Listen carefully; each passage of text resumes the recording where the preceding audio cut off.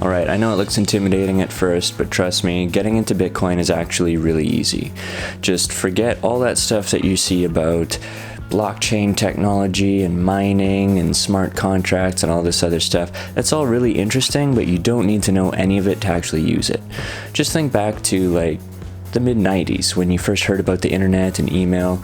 There's all kinds of other stuff built on the internet that you can get into later, but to just send an email, you don't really need to know much of that. You just gotta dive in. There are really only 2 steps that you need to know about. You need a wallet, that's somewhere to keep your Bitcoin, and then you need to get some Bitcoin to put in it. Now there are a lot of free wallets out there. You can shop around, find one that you like, but my favorite is called Exodus. You can find it at exodus.io. They have a mobile version for your phone, they got a desktop version for your computer. I use both. When you're setting it up, it's going to create a recovery phrase.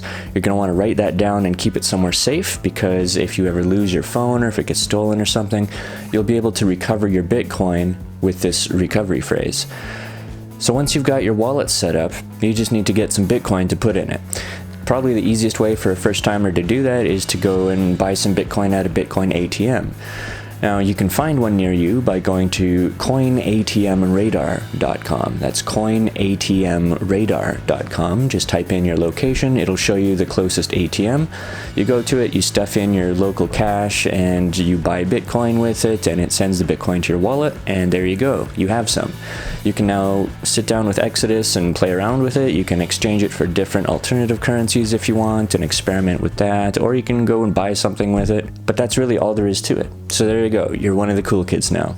If you got some value out of that, give it a like. If you like this short, punchy, efficient, no-nonsense format, then subscribe, because there's going to be plenty more where this came from. I'll see you then.